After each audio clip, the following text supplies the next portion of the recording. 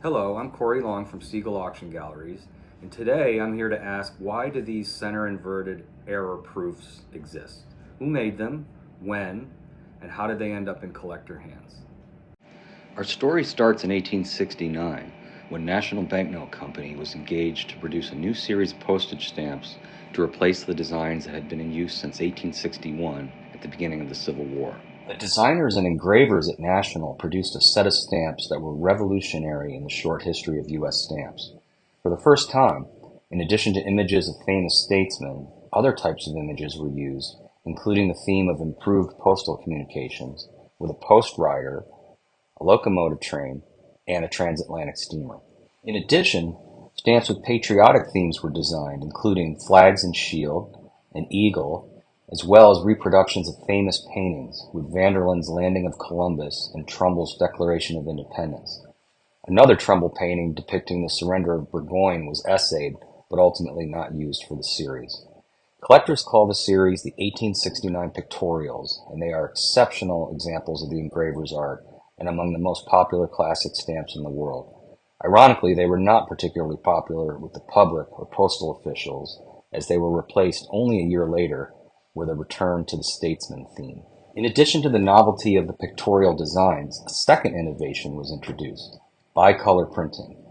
The top four values were each printed in two colors from two separate frame and vignette plates.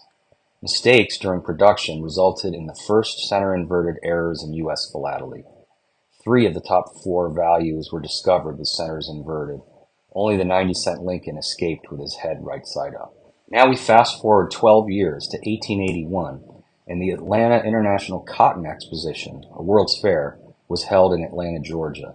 Its purpose was to feature new developments in cotton production and, perhaps even more importantly, showcase the progress the city had made since the Battle of Atlanta at the end of the Civil War.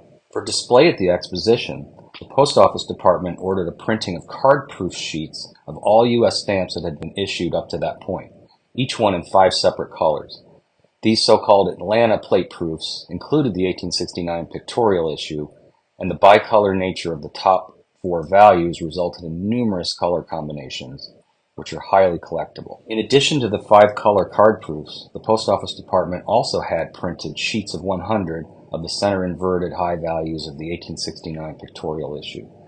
They were printed in response to the publicity surrounding the actual inverted stamps that began to appear in the 1870s.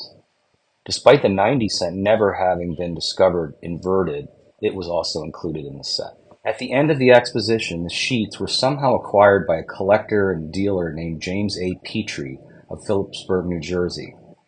Petrie claimed that he rescued the inverts, along with the tricolor card-proof sheets, just as they were to be burned. For some years, he tried to sell his find, and in 1895 he began to advertise them in the philatelic press, finding no takers. Finally, in 1903, he sold them to James Ludovic Lindsay, the 26th Earl of Crawford, and one of the great collectors of stamps, essays, proofs, and philatelic literature at the turn of the 20th century.